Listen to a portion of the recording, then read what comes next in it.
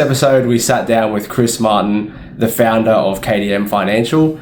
They're a financial planning firm with just under 30 team members. In this episode, we run through personal finance tips, how he built the business, and also a part I found interesting, he discusses business acquisitions. So he's purchased over 20 different businesses that he's accumulated into KDM Financial, which is a pretty interesting process there. I got a lot out of the conversation, and I hope you guys do as well. Awesome. So thanks for joining us here today, Kris. Thank you. One of the first things we wanted to ask you about, how did you make a start in financial planning? That was the early times of your career? Yes. So funny enough, I grew up just up the road from a financial advisor, and his two boys went to the same school as I did. They were a couple of grades above me. So we knew the family quite well. After school, I did accounting for a little bit at uni. About 6 months in, realised accounting was definitely not for me. And I was chatting away to the advisor down the road, maybe when I was about 19, and he said, "Why don't you come and work for me and just see what you think of it and if you enjoy it?" And just fell in love with it straight away. And he offered me a job very soon after, and away I went. Yeah, awesome. So how long were you in that role for? I was there for about four and a half years. Yeah. A smaller advice firm over at West End. It was interesting to learn how it all works from there, and it was only quite a small business, so very much a case of doing everything under the sun straight away.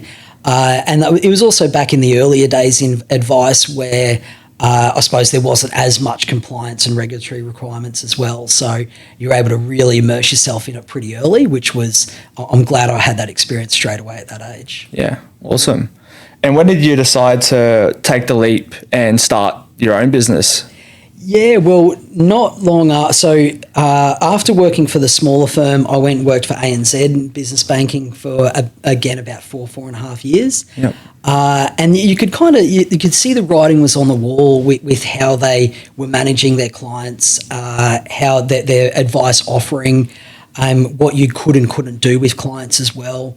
And so in early or late 2007, early 2008, I could see a gap in the market there where clients were looking for a bit more from their advisor than just product, which is really all the banks were offering, and all they really do offer today is just product.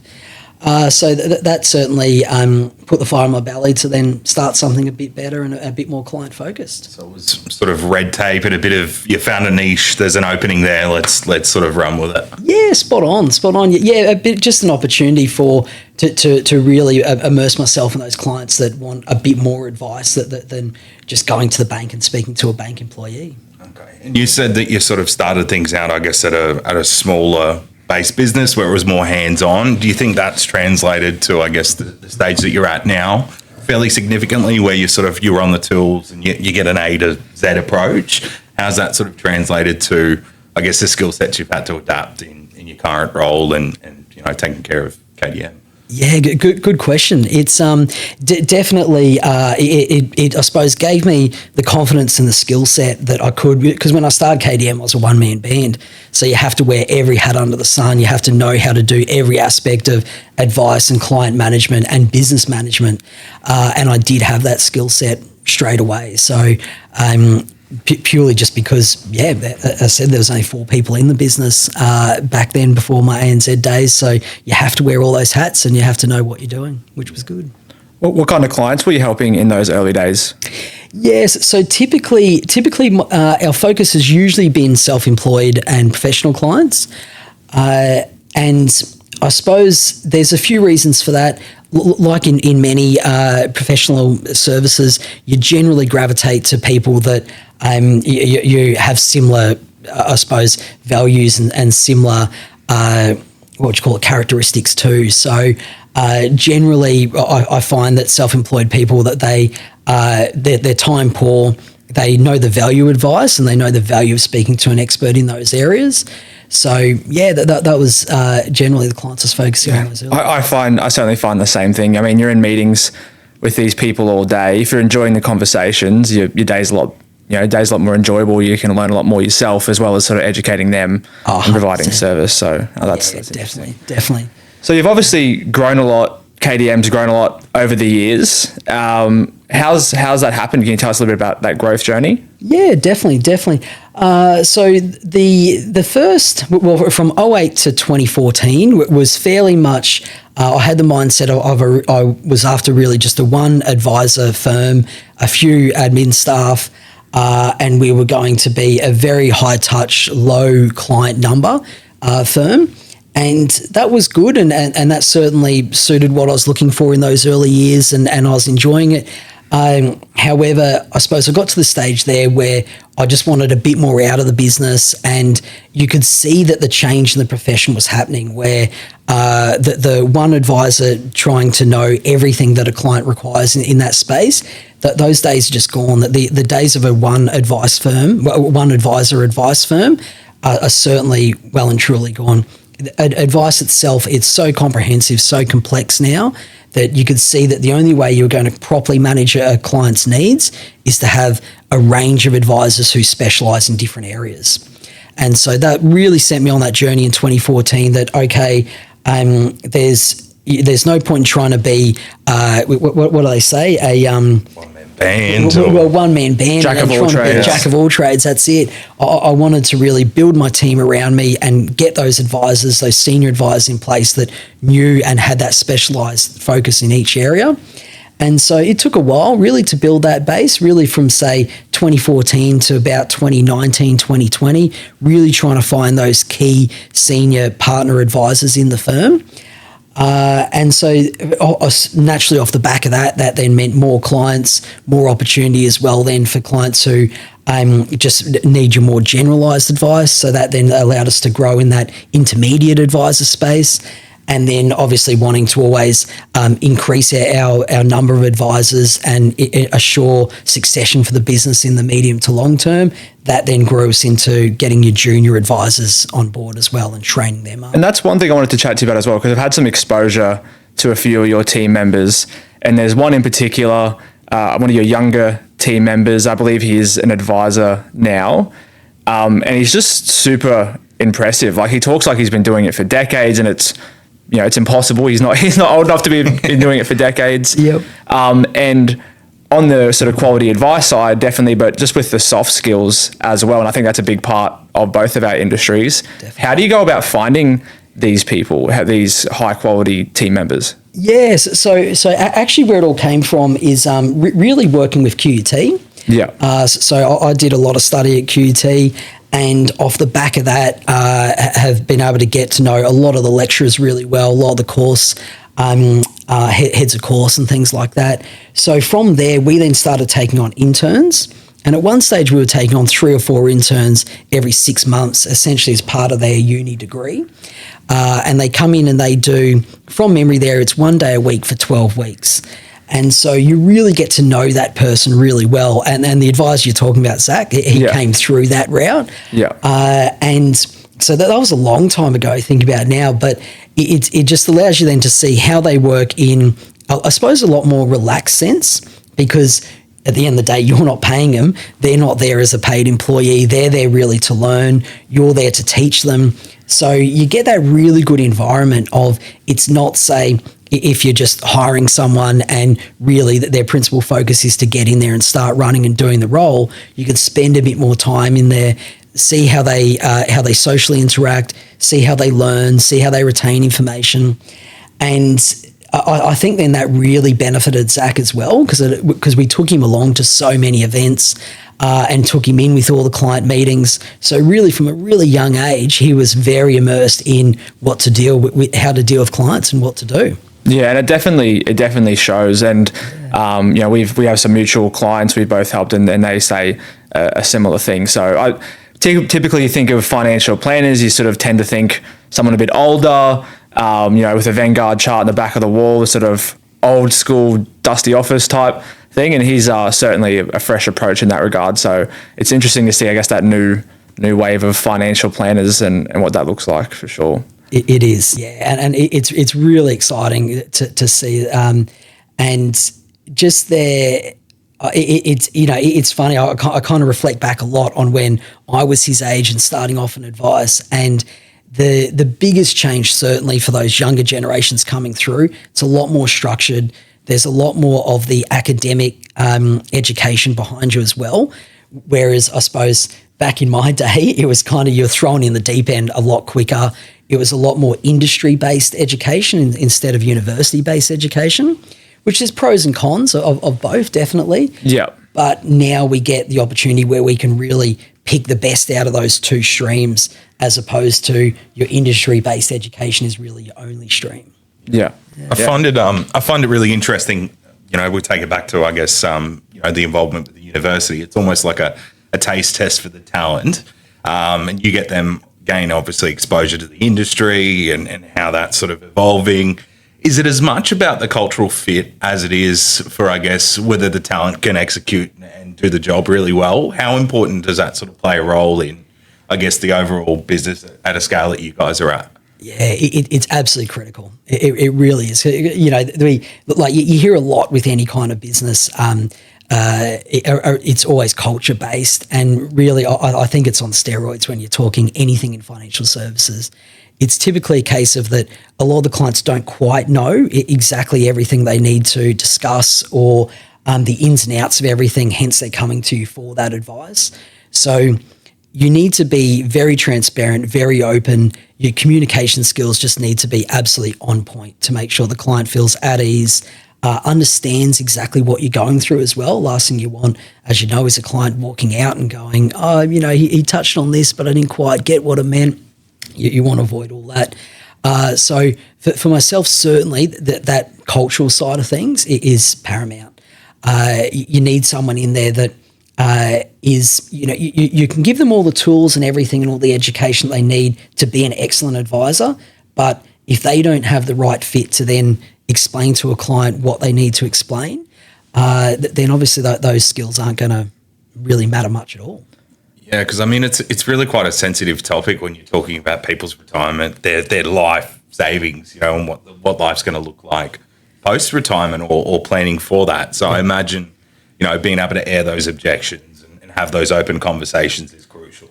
If you want a client sort of leaving the door, I guess where they've got no questions or they feel comfortable to raise any objections. And I guess sometimes they're difficult conversations too, right? You might have to let someone know they're sort of not on track for the retirement they need, and they need to make some changes. But then I guess there's a skill to sort of have a positive spin on that while still being a difficult conversation. Yeah, look, you're right. I suppose though, in the fortunate thing in Australia is that we would certainly have a lot more positive conversations than negative around, you know, typically for us, a client will come in and go, I'm looking to retire in the next 3 to 4 years. What's that going to look like? Is that possible? We do the sums, we work out a few bits and pieces, especially around what their cash flow and budget's going to be post-retirement, what position they're in now. Generally speaking, it's a case of that, if you want to retire, you can actually retire next month. Yeah. That's usually where it goes. And obviously we have the benefit of great share market, fantastic property market, superannuation, compulsory superannuation, at least for the fair few last years. So all those positive factors that have really worked in well for our pre-retirees.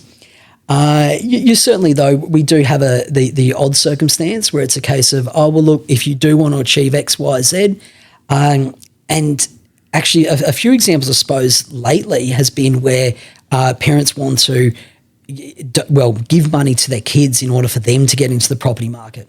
And that certainly can be a touchy subject because it's great that they want to help out the kids, and I'm completely on board, obviously, with that idea, but to how much and to what extent and to how much is that going to impact their own retirement? Because I've certainly seen circumstances where pre-retirees have essentially helped their kids out way too much, and it's massively at the detriment to their own retirement. Yeah, well, I suppose it's a I have 2 young kids myself, and it's definitely an area where the logical side of my brain sometimes gets swayed when it comes to finances. I mean, you want to do the best for your kids and that side of things, but I guess, you need to sort of plan for your own retirement and that side of things as well. So when it comes to clients you speak to, and obviously over the years you've had a lot of people with their finances across the board, what are some common mistakes you see? What are some common mistakes you see people make when it comes to their finances and retirement planning, that sort of thing? Yeah, well, so a couple, I suppose, if we look at it in terms of different stages of life, a couple of early stage ones that we certainly see a lot of are when clients that say if they have a lot of equity in their home and they then draw that equity out and say buy a vehicle with that. Now, if it's done correctly, and if you do, say, for example, you go, okay, I'm spending X amount on that vehicle and we're going to set it up as, it might be a line of credit attached to the home loan, but it's going to be at X amount of rate, so it's a little bit cheaper, but we're going to pay that off in, say, 4 years or 5 years. So, and they I suppose, make the repayments the same as what a car repayment would be. That's fine. Where we certainly see it go wrong is then people, I suppose, draw that equity out, don't pay it off any quicker, and then essentially they end up paying a vehicle off over 25 years and things like that. And obviously a vehicle they're not going to hold for that long. So early days, I suppose that's one. Not putting in some salary sacrifice to super. Mm-hmm. If I could go back to 20-year-old me and just say one thing to him, would have been just start putting in a little bit more into, or a little bit of salary sacrifice into your super. Well, we certainly see a lot of business owners that put in nothing. Yeah, 100%. Commonplace. Like I've seen it plenty of the time. We sort of, I guess, get the facts and figures back and looking at super balances versus how productive the business is. And you're going, okay, where's our rainy day fund? And I guess the time the market, compound interest, when it starts to work for you, the sooner it can, it can produce obviously some pretty awesome results. Yeah, 100%. And it doesn't have to be that much. Definitely, and look, business owners are a difficult one because, as we know, that there's oftentimes the odd few years, sometimes even longer, where a business really, that cash flow is crucial. So I can understand in some circumstances, but again, even if it was just 5-10 grand a year, something like that, and it can be a monthly amount, a weekly amount. Super funds are very flexible on that side of things. So every little bit, and you're spot on there, as it compounds up, 10 years flies by so quickly, and that little bit of money will definitely turn into a lot. Yeah. Took me a little bit to work it out. Just out of curiosity, I stumbled across a compounding interest calculator, and nice. I was looking at sort of regular deposits over an extended period of time in the market, based on average returns. And I was looking at it going, I can't make sense of these numbers when you start sort of building that up. At 20, 30, 40 add 5 years and it's, significantly higher. It's hard to, comprehend how that works until you're actually seeing in the calculator. But I nerd out with those things all the time. They're a fun thing to play with. Yeah, spot on. Yeah, it is. And that's, I suppose, as we all know, time does fly by so bloody quickly, especially once you do get into business and family and everything, and it all next minute, your kids are at school and it's all the 15 years has passed so quickly. So just that little bit earlier is always going to be extremely beneficial. The other tip, I suppose, would be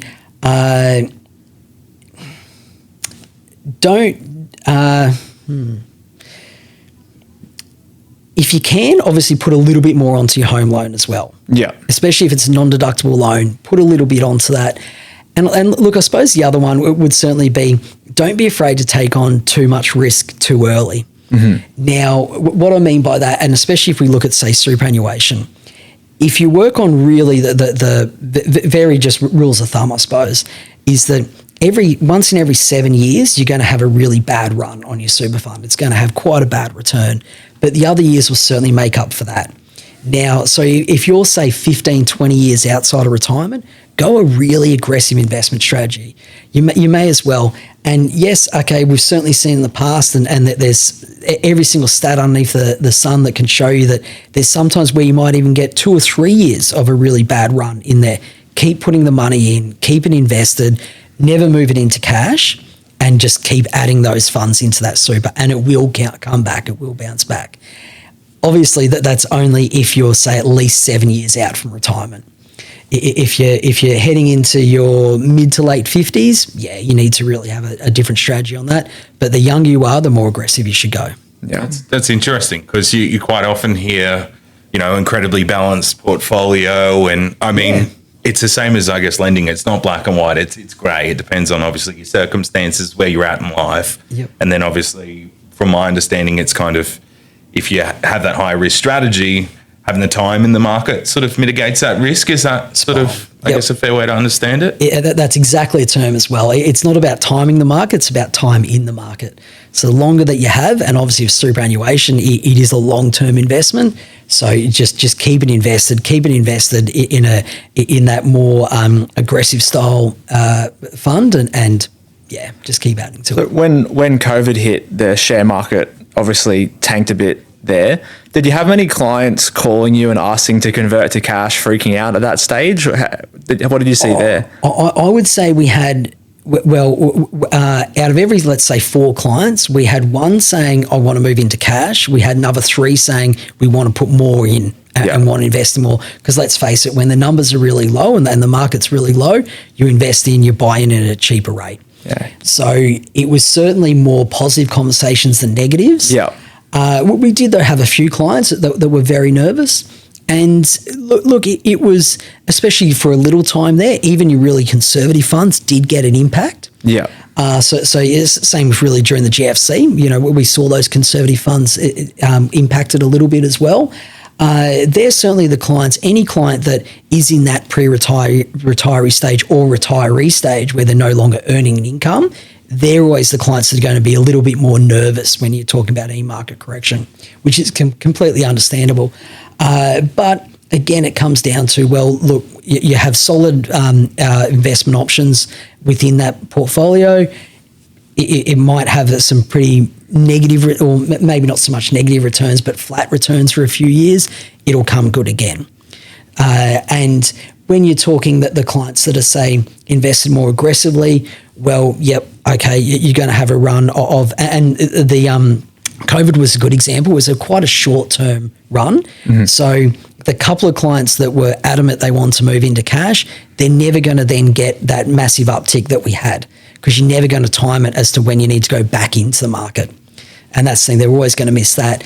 There's a lot of interesting stats out there and charts out there that shows that if you're in cash for, and it might only be for, say, a total of 7 days out of the last 20 years, the gains that you would have missed because of the market upturn in over those 7 days. They were the most important days to be in. Spot on. Yeah, spot on. Yeah, and that's, I guess, no one knows what those days are. Correct. Me and my wife, we invested a bit on the bounce back up during COVID, and I sort of thought I was a stock picking guru for a minute there, but really it was just buying on the uptick. A little bit less success these days, but yep. Yeah, it's interesting.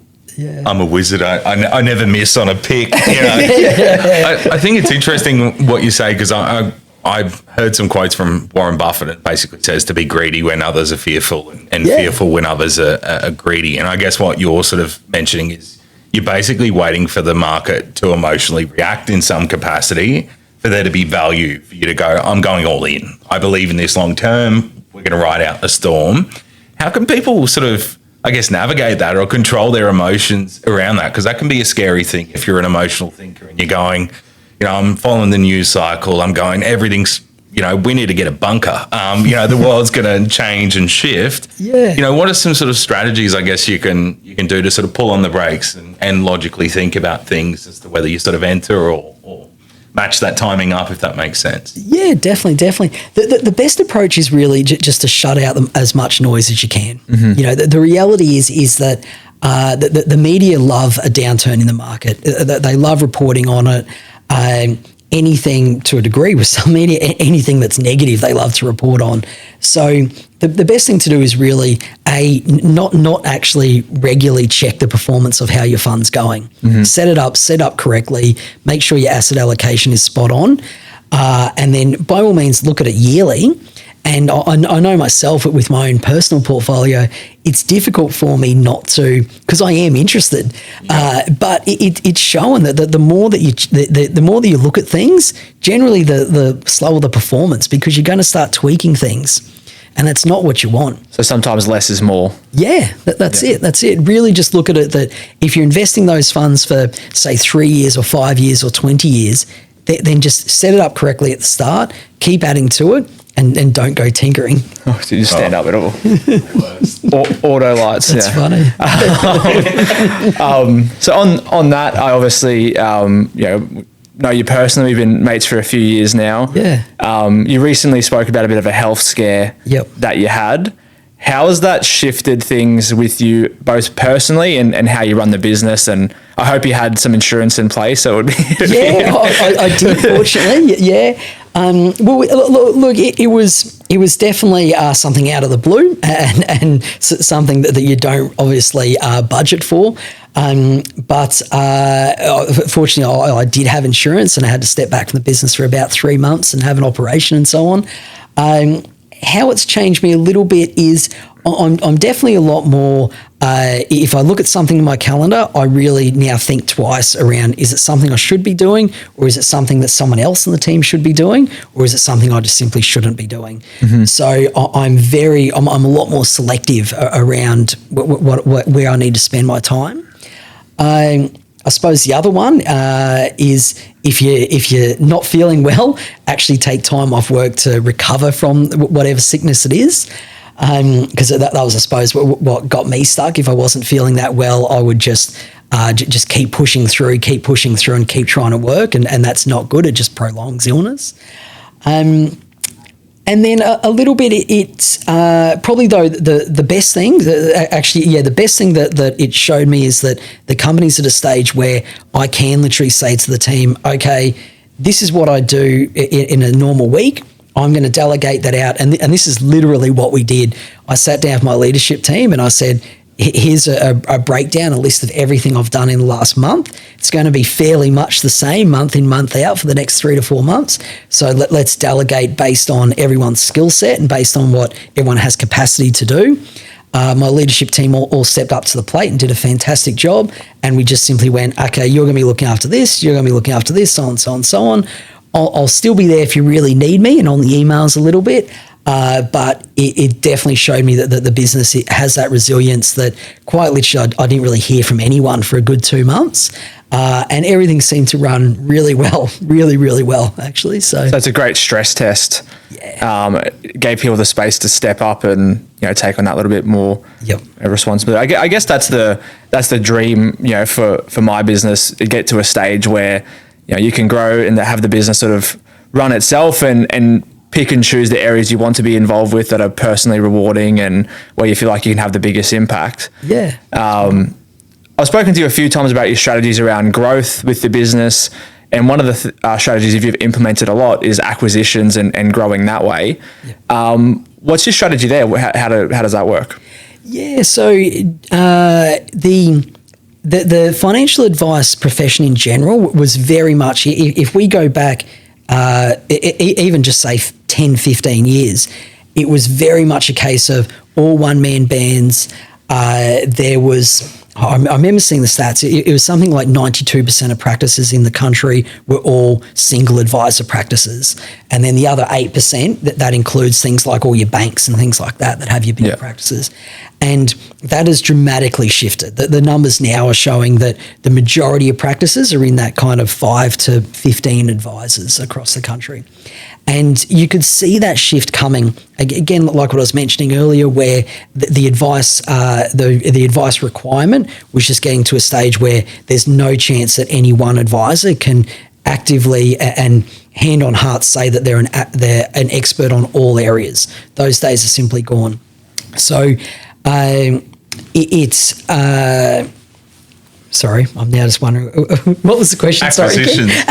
Sorry, acquisitions. So what's your acquisition strategy in regards to, I guess, the industry's undergone some shifts and changes post 2007. Yep. What's kind of your acquisition strategy in regards, and how's that sort of shaped, I guess, how you view the business and where it's heading moving forward? Yes, so it was this kind of, I suppose, really good opportunity where there are a lot of single advisor practices out there that knew that the change was underway and knew the change was coming. Plus, there were lots of education requirements. Obviously, advisors had to complete an exam and also get a degree in order to keep advising. So it was, and it's coming now to the end of that kind of golden opportunity where there were just a lot of advice practices that either the advisor was looking to retire or they were looking to find a home where that they could continue to grow their business, focus on their client base and their specialty, but then have a team around them to grow with them. So that was always my main focus. And really how it came about was looking at the network advisors that I've gotten to know over the years and become really good mates with, and just really having a chat to them. And a lot of these discussions sometimes might have been 2 or 3 years in the making, where it was, well, look, you're running a really good business, but by yourself as a sole advisor, you have a fantastic client base. There's no need to go and mess with that structure just yet. But where do you want to be in 3, 4, 5 years' time? And how can we work in with you? And so I would say 18 to 20 of our acquisitions have really come from exactly that. You've had that many? Oh, I think all up we've done maybe 24 since 2012. That's incredible. And ranging in different sizes and different, obviously had some fairly small client books in that and some decent sized ones as well. But all those bar 2 were advisors that I've known for a long time. Yeah. And so you get to know, as you said, you get to know people really well, and you understand if that's going to be a good fit, and if they're a good fit for you, then so are their clients. Yeah. And so it's going to be in a fairly easy transaction and transition of their client base. I think that's a really interesting point that you mentioned. You've noticed an industry shift. The industry was starting to sort of condense where, the really good advisors in the space basically didn't have the tool set to navigate, I guess, the changing environment. And then you basically provided the toolkit to sort of, I guess, plug them into a system where they can continue should they wish to, and I guess offer more to the clients. Is that fairly accurate? You're spot on, because I suppose like anything, a lot of advisors, and the same would obviously be in your world as well, where you have these specialists that are excellent at what they do and they know their stuff and they know their clients well and they're excellent at doing that. But a lot of times they might not be interested in the business side of things. Yeah. And interested in even, I suppose, in terms of going out there and finding clients and things like that. They're really good at onboarding clients and maintaining clients, but going out there and constantly pressing the flesh and getting that client base coming through. No, they want to leave that with someone else. They want to leave everything from, say, payroll to marketing to advertising, all that to someone else. Okay, great. We have that home for you, and you can then provide better services to your clients. You have a bigger group of advisors that can help provide specialty advice to those clients. And you just keep focusing on what you're doing, we'll do the rest. Yeah, our industries are much the same. Like, gone are the days of the jack of all trades. You really need to specialize to deliver the best outcomes for the clients. At the end of the day, that's what's the most important, right? Is having the knowledge and expertise to deliver on their needs the best. So you mentioned 24 acquisitions. Yeah. Obviously, you've had you wouldn't have done it so many times if it wasn't successful. But I imagine out of 24 attempts, there might be 1 or 2 which went pear-shaped, or you have some learnings from. Yep. What are some of the, I guess, considerations or things to be mindful of when it comes to acquisitions for people that are looking to do that? Yeah, great question. You are right that there's some that have certainly gone a lot better than others. The biggest learnings are certainly transparency between the vendor and ourselves, and really defining what that path is going to be post-sale.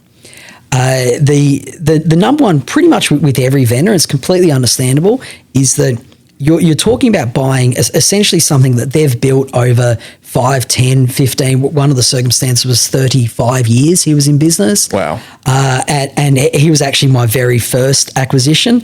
And only earlier this week, and Colin's now in his mid-70s, and even only earlier this week, I was talking to him about one of the clients that we acquired through the transaction. So he's still, he's been retired for 10 years, but he still knows these clients. He still wants to know what's going on with clients, and just has that passion for making sure that, not that we're doing the right thing. I'm confident after all this time he's confident so. that bit. Yeah, that's it. But just he just has that attachment to his client base. So you've got to be really aware of that and really careful with that. And I suppose, because certainly something that we hear a bit from vendors as well is, oh, look, I'm concerned on how my client's going to react if they know that I'm retiring or I'm selling the business or something like that. The reality always comes down to it, though, is that the clients trust them, and they've trusted them for X amount of years, that they know what they're doing. If that advisor or vendor is then putting the faith in, this is the person who's going to be taking on that the client base and going to be the custodians moving forward with those clients, then that trust is actually going to be quite transferable, because the clients trust that you've made the right decision in who's going to be acquiring your client base. So but that's easy for me to say to a vendor that it'll be fine, and we've done it before, it'll all go okay. You're safe in my hands. Yeah, that's it. Yeah, I can say that all day long.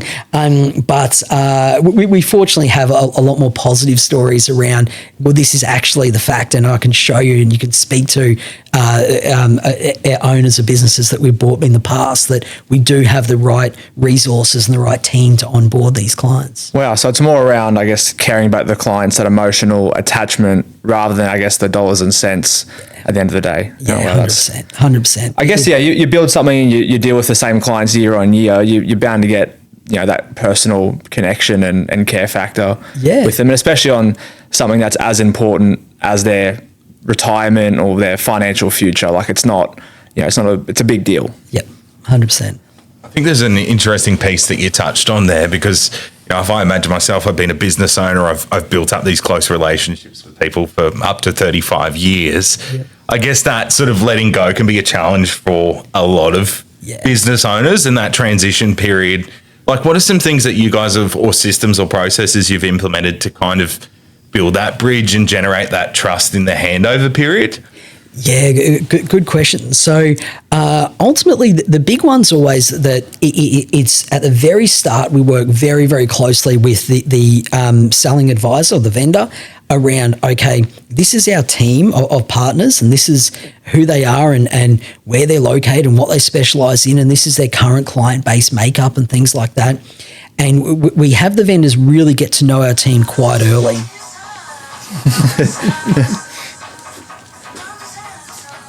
You asked a beer, mate.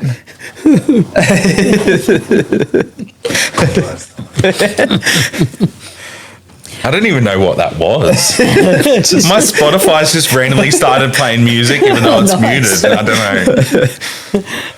know. A bit of a tune. What a shit show. That's right.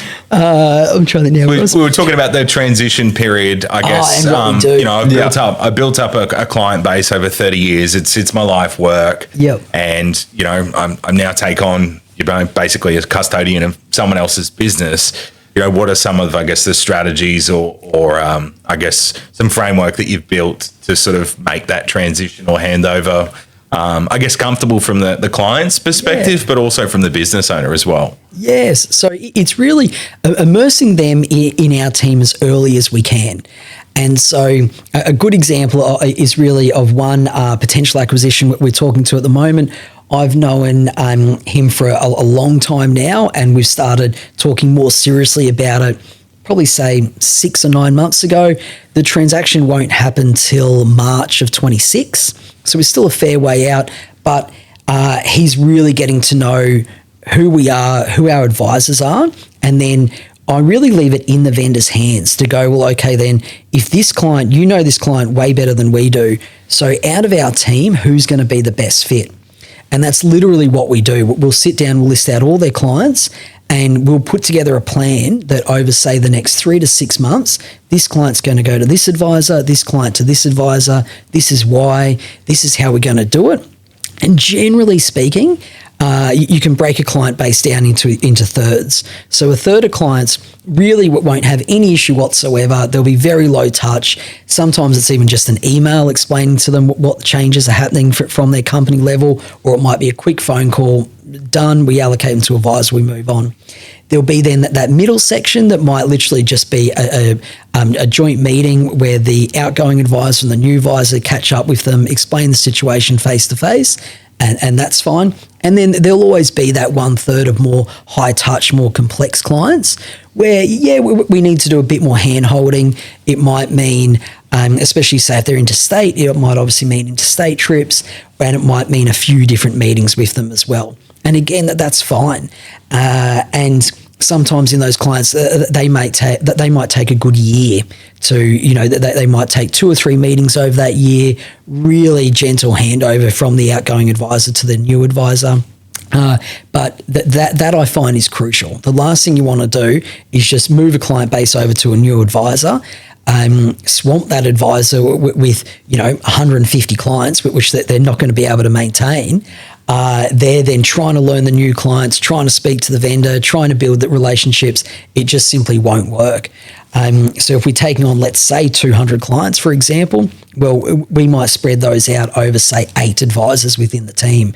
And that then really allows that advisor to hone in on, okay, these are 20 new clients, for example, that I have. Over the next 6 months, I'm going to meet with all of them one-to-one and really delve into what they need. And I find that's our niche. I find that a very interesting point that you bring up, because it's really quite a slow succession plan. Yep. And there's a key point that you brought up, which is, I guess, identifying the individual client's needs and then sort of breaking it down to who are they best fit with. Yeah. Otherwise, basically what you're explaining is, you find yourself in a position where you sort of overpromise and underdeliver. If you've got 150 clients on the go, it's impossible to sort of delegate and manage. There's only so much all time those in the day, moving right? plates. Yes, yeah. Spot on. And because it's, maintaining and managing an existing client, that's a lot less time involved in most cases than taking on a new client. Even though it might be a new client, not a new client to obviously the advisor, but a new client to us, there's a lot of time that you need to go into and really learn what that client needs. So on that, so you mentioned, a few different advisors and you have that scale. How many team members do you have at KDM? So we're at 12 advisors, 12 advisor support team. And then there's myself, our practice manager, IT manager, and marketing manager. So I think we're a team of about 28. Yeah, wow. That's impressive. Yeah. There's quite a hot topic that's been brought up at the moment, particularly around all the craziness around cost of living and all of that. Yep. But one of the things I've seen in recent headlines and in conversations is, I guess, the barrier for entry in regards to financial planning and getting access to that. Yeah. Now, I'm aware of obviously some shifts and changes in the industry, but a lot of that has been, what's that been brought about by? Because, it's talked about, financial advisors are making it too expensive for us to access.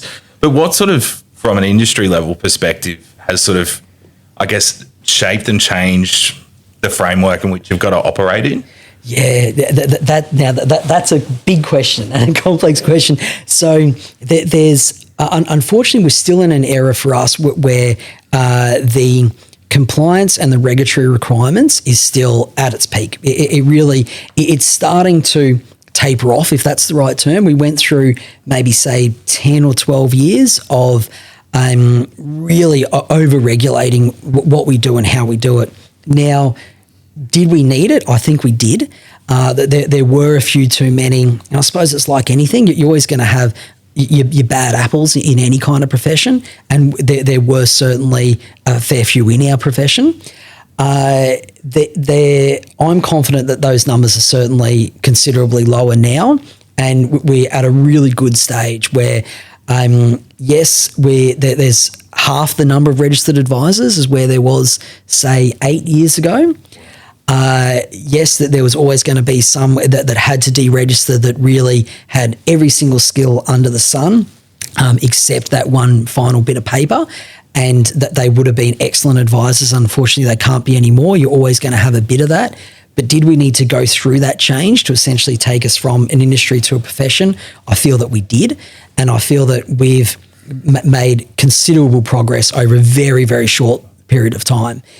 Now, there's still obviously a bit to go, and it's always going to be something where we need to constantly fine-tune our profession and our advisors. Where, though, the cost involved or where the costs come from, we're still being overcharged a lot of our fees and levies via ASIC. And a really good example is our ASIC levies and fees. Previously, we're around about $2,000 per year per advisor. Those are now up closer to about $5,000 to $6,000 per year per advisor. Actually, maybe even a little bit more. And there's essentially where a lot of that has actually come from is yes, okay, there's a lot more regulatory bodies that now are helping clients and helping clients through if they've received the wrong advice.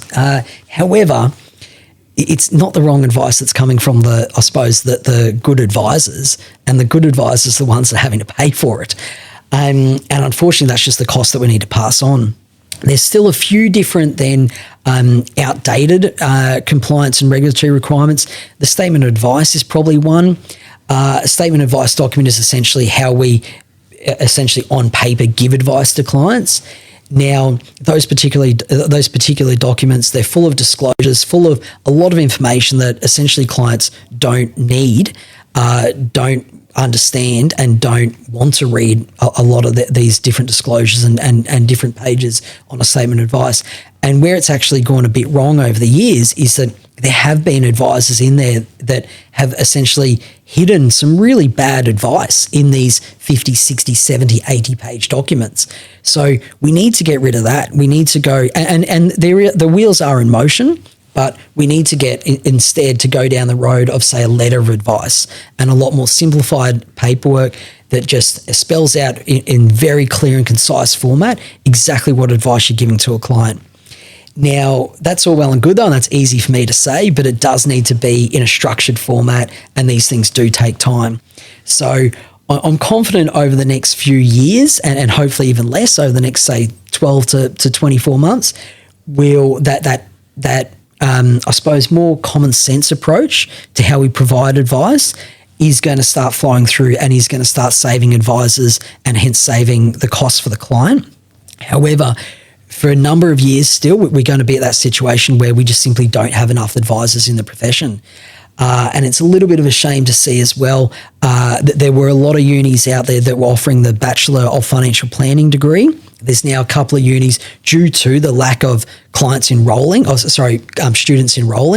The number of unis that have actually been offering that degree has declined. They've actually stopped offering it from this year or from next year, which is a real shame. And the trouble is we were kind of in that situation where we, I suppose, as a profession needed that standalone degree, but then obviously for a uni to keep offering it, they need students to enroll.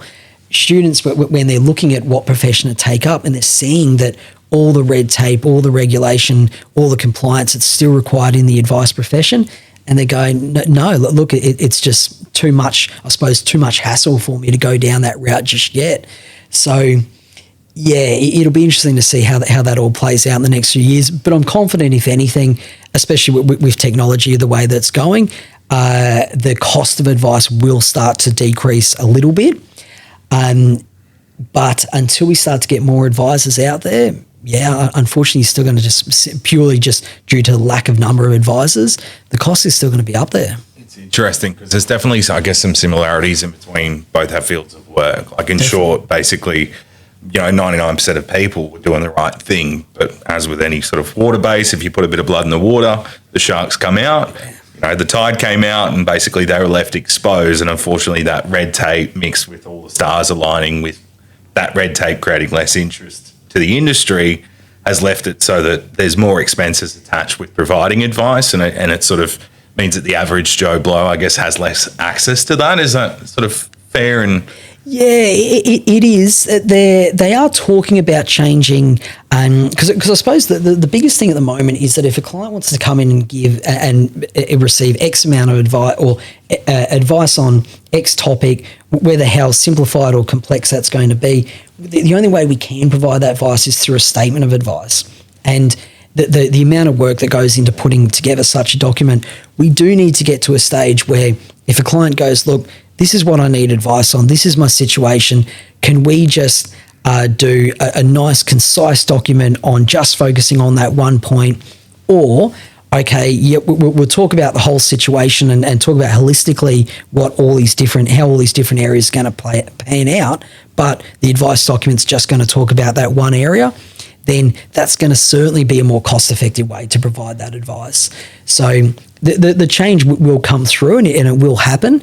And hopefully that will then allow greater people to be able to receive advice, and also more opportunity for people to go, oh, yeah, okay, then I did want to speak to an advisor around really just this topic, and now we can just go in for a 1 or 2 hour session, cover off on that, and everyone's a lot better for it. Have an hors d'oeuvre versus an 8-course meal. Yeah, that can be a challenge from a Yeah. compliance perspective. Yep. And I think any advice is going to put people in a better position, like insurance or personal insurance, for example. The difference in someone being covered or not covered is, significant outcomes if something were to go wrong, 100%. particularly when people have mortgages and other forms of debt. It's something that we don't provide advice around. It's not our area of expertise, but it's something we always touch on with our clients and recommend they review. If you're getting a new loan, you want to make sure you have adequate insurance that covers that. Yeah. In case of a worst case scenario. And unfortunately, we do see examples of those worst case scenarios pan out. So, you're business owner, significant size business. I know you have school age kids and family life and that sort of thing. How do you juggle, or how do you work in with that? Like, what's your ideal work week look like in that regard? What's your sort of structure in that regard? Yeah, that's a good question. At the moment, it's kind of, I define it as survival. It's really, as you know, Honesty is the best policy. Yeah, this is it. It's just kind of, I look at Mondays as probably always my middle girl has what is like drama first up before school starts. Then you've got to get the rest of them to school, and then she has piano in the afternoon, and so you kind of pick him up, you're taking him there, and then we do taekwondo at night and things like that. So Mondays are an insane kind of 12, 14 hour day, whereas not a great deal of work time for myself. I'm not getting to work till say 8:30 and having to leave at 2:30. So days like that are definitely challenging, because then at the end of the day, you do have to sit back in front of the computer at say 9 o'clock that night and get back on track a few different bits and pieces. So you certainly have to work in very closely, obviously, with your partner around how we're going to do it, how we're going to manage this time. And my wife and I do. We do communicate very, very regularly around who's doing what for the kids and when. And just having a really defined, okay, that's not mine, is it? No.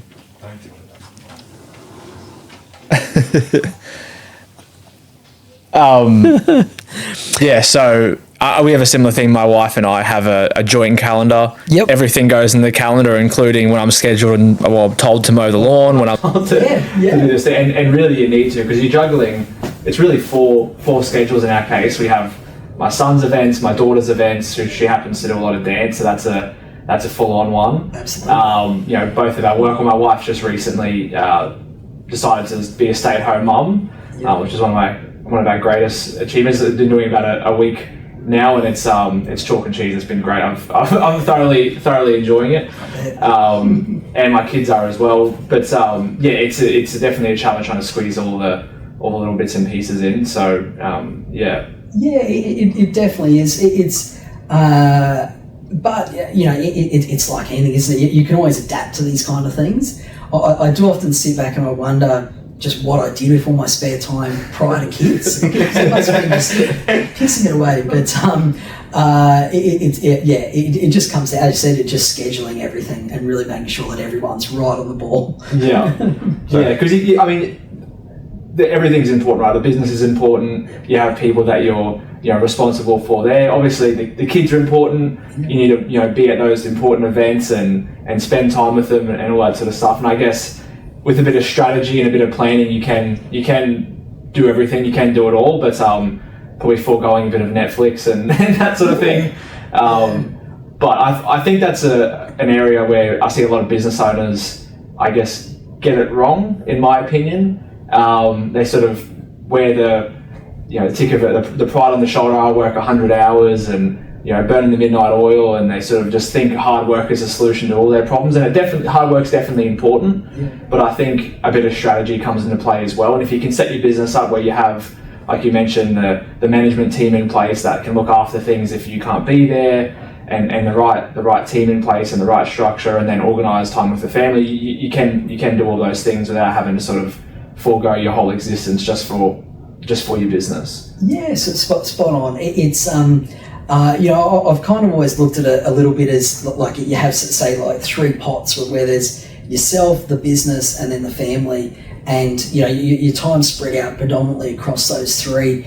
And at the end of the day, you obviously can't do 100% on all of them, and it's going to change at different times. So the younger the kids, generally, the lot more involvement, a lot more time that you need to put to them.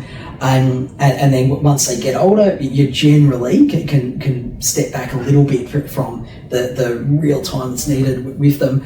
And it's just one of those things that then it just means you have to scale back a bit of what you do for yourself personally, and what you do for the business. But then, when time allows, you go back and you might need to put more towards the business, more towards yourself.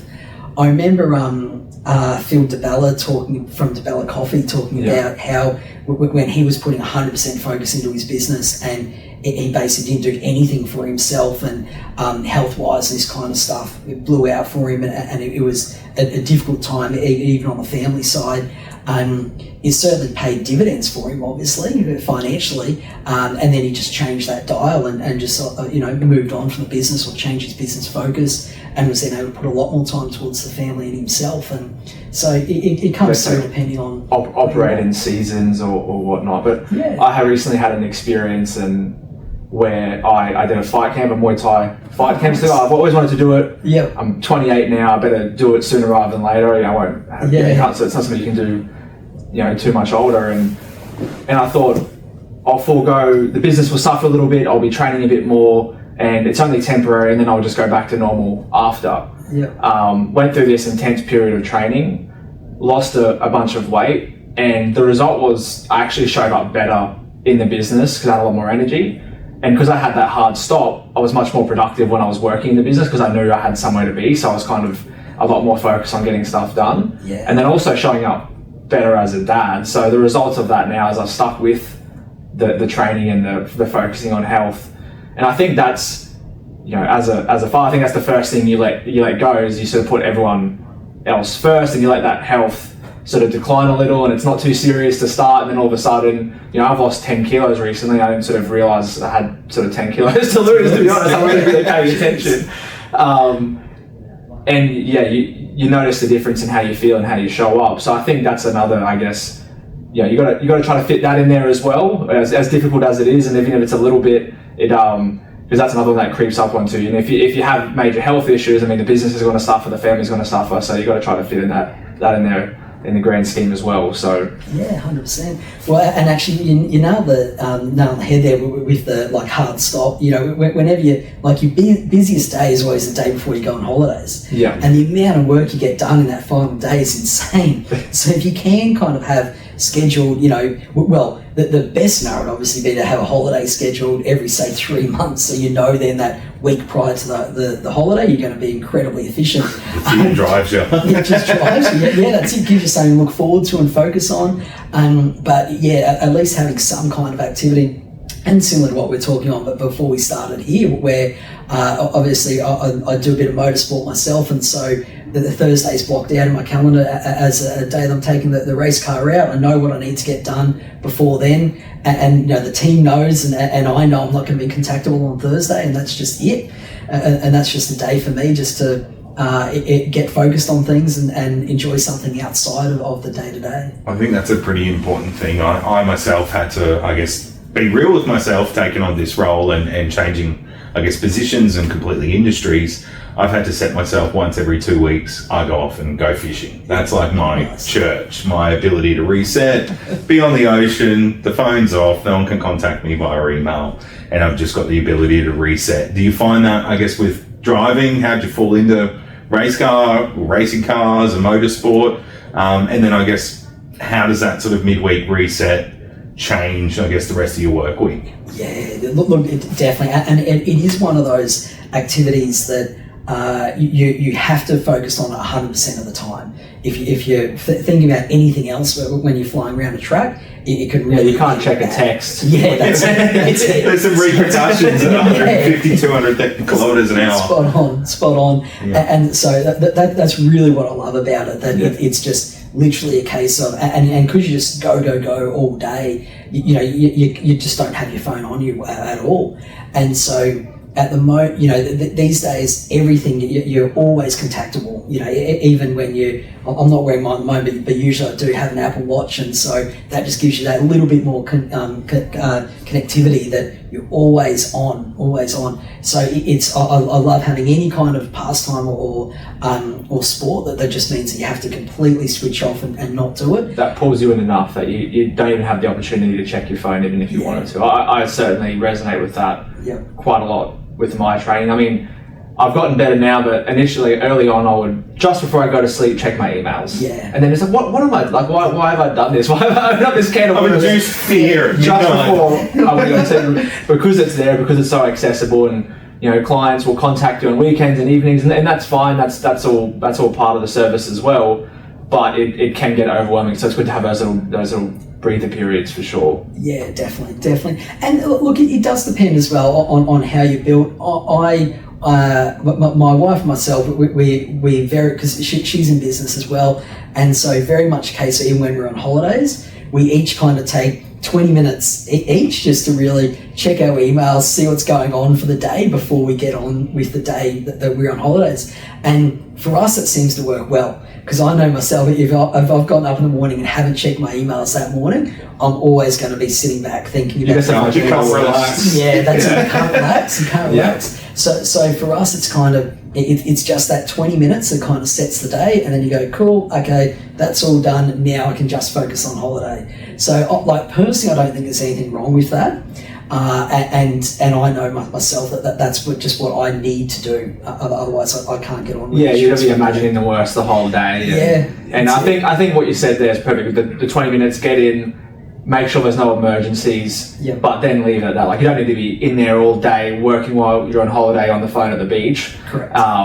But yeah, just to leave that anxiety a little bit, I guess, with making sure the place isn't burning down, I think is important as well. Have a fire extinguisher off to the side, make sure there's no fires, we're good to go, we can relax. Because I think that's a key point that you brought up, is you've got to kind of engineer your life in a way where you can manage your responsibilities, but at the same time you have the ability to just tune out. Like, everything is go. If it's people are on Instagram on the toilet, they're checking their emails here, there and everywhere.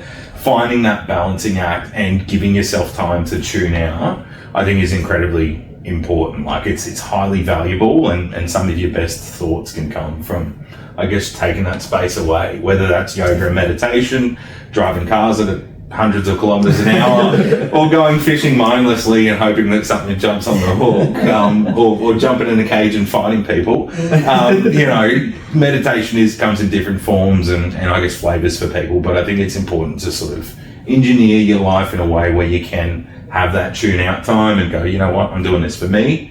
I'm going to be in the zone, and nothing's going to sort of break that space. Kris, do you think there's anything important we haven't touched on, or anything else you'd like to mention today? Good question. Maybe around, I suppose a little bit more just on culture of a team. And I suppose leadership of that, because it's definitely, so back in 2014, when I did, I suppose, make the actual decision that I wanted to grow KDM into more of a company instead of just a specialised one advisor. What was the catalyst to that? Yes, so I sat down and went, well, okay, then what's the different areas I need to tick off? If we want to get to that stage, what do I need to do? And for me, I kind of looked at it, well, on the financial advising business side of things, I'm pretty much down pat with that. By that stage, I'd been an advisor for, about 8 years or so, longer than that. I'd been an advisor for about 13 years. I'd already had my business for about 6 years, but if I'm going to go to that degree and really pivot hard into such a big change of structure for the company and invest a lot of time and a lot of money, I really want to make sure I get it right. So for me, I went back to uni and I did an MBA, and there were a fair few people in the industry saying, no, don't waste your time doing that, don't do that. For me, it was exactly what I needed. It really did allow me to look at, okay, what does it take to actually be a leader to grow a business, as opposed to, I suppose, just falling into it. Self-employed versus, business owner. Yeah, that's it. And it, I suppose, also gave me that confidence that now I had the experience and the academic base to really take it forward.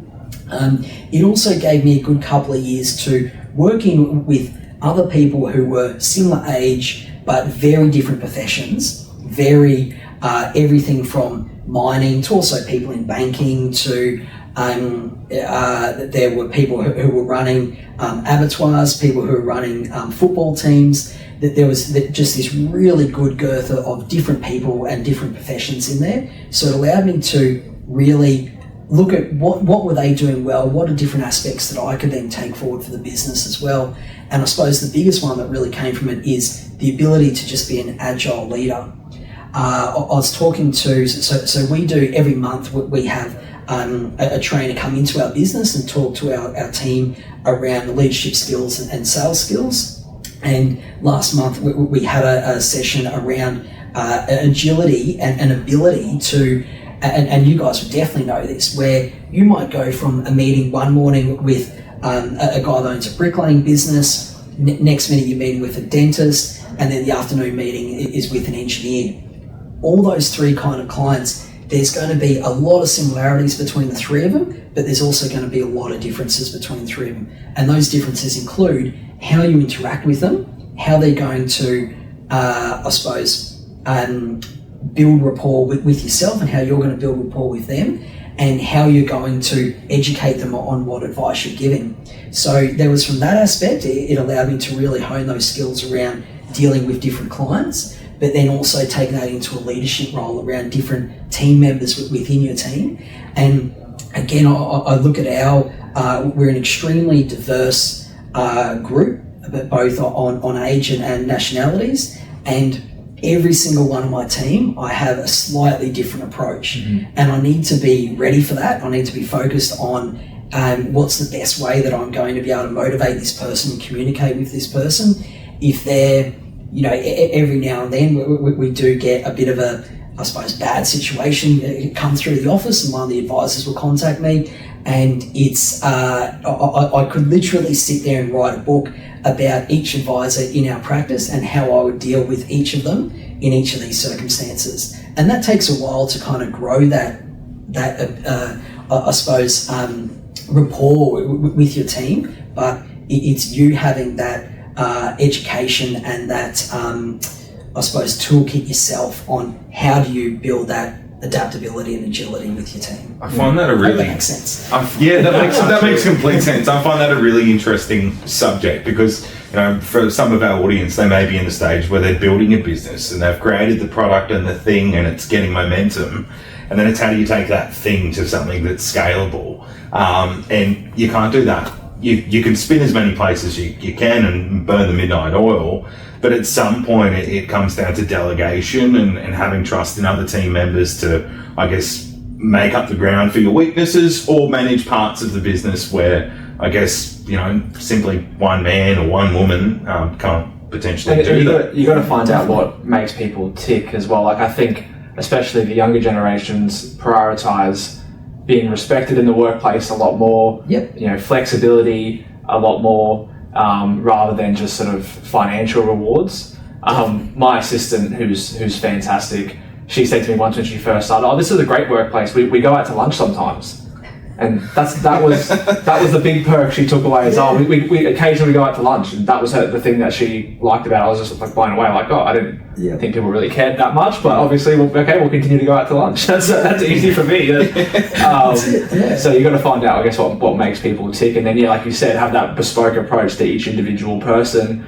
I mean, gone are the days where the tyrannical management style works. I think if you tried that out in this day and age, people would be handing in resignation letters the next day pretty quick. Well, so that's it. If it's KPIs and demands, the door will quickly open as fast as it'll shut. So it's having that balanced approach and having that nuance, and then figuring out, what motivates someone. And it might be a pat in the back for someone. It may be, okay, here's your succession plan 4, 5, 6 years time. Yeah. You've got to create an adaptable approach, I guess, by the sounds of things. And I think so, and definitely, and actually you mentioned before around delegation.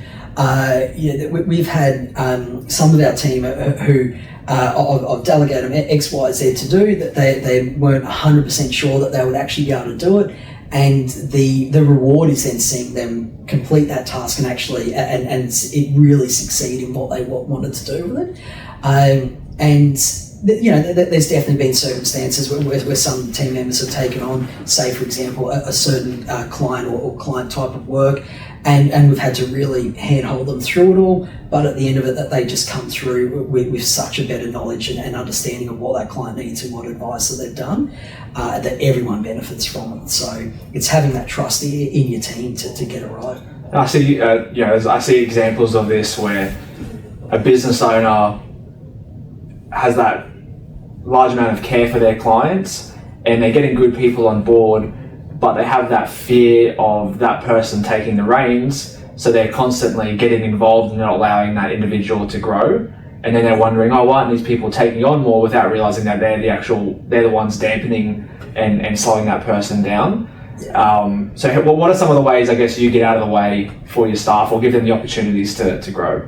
Yeah, look, that's a great point, and it's I still see it a little bit in some firms as well, where it's very much the main principal or main partner will always want to be the only communicator, conduit with the client, and generally all that. Then we're very much the opposite. We say to all of our team, everyone knows our clients, everyone speaks to our clients. It's not a case of that just the advisor deals with them. Their whole structure, or their whole pod is what we call it, deals with all the clients. And that then, because then the team member actually knows the client personally, they've spoken to them personally, they're always going to have a lot more rapport and a lot more, they're always going to want to help that client a lot more, because they actually know them, they've spoken to them, they've met with them. So if that client comes to them with a question and the advisor might be in a meeting or something like that, they'll go that extra mile to make sure that whatever query they've got, it's answered, it's covered off, or it's actioned. So for us, it works extremely well, and I think it's probably one of the best things that we did a number of years ago, where so it's very rare for us to have just one advisor meeting with one client. Generally, it'll be, say, the advisor and their client service officer, or it might be the advisor and their admin support person. It might be all three of them. It might be two advisors. As many people as we can immerse in with that client, the better it is for us. I find that a really interesting point that you brought up, because if you've got a team, you want the team exposed to the client's individual needs, and then at some point, the team member may have to interact. They need a piece of compliance paperwork or whatever the case may be. And it takes them from being a number and a name in a database to being real and interacting with someone and building that rapport, building that connection, and I guess the want to help and provide good customer service. So that's a key takeaway. That's pretty important. I think if you see people as human beings, generally the outcomes are better. Like they had that study where they had the medical professionals checking the cancer scans or whatever, and they put the faces of the individual along with the scans, and the results were increased because they sort of realised, this is actually a real person. I might actually pay a bit more attention here. So it's a similar thing in if they have that personal relationship, they're going to want to make sure they get things right that little bit more. Yeah, it definitely is, and I think it's more satisfying for the team members as well, because they do talk to the clients, they do get to know them. As you said, it's not just a file they're working on; it's actually a client's life they're working on. And so I believe it'd have to be one of the main, crucial areas for us in terms of team retention as well. Yeah. Awesome. Fantastic. Well, thanks for joining us today, Kris. It was a great chat, and we'll have to do it again soon. Yeah, excellent. No, thank you very much. I really enjoyed it. Cheers for coming. Yeah, thanks. Cheers. So, where can people find you, Kris? So LinkedIn or just kdmfinancial.com.au. Perfect. All right. Thanks, mate.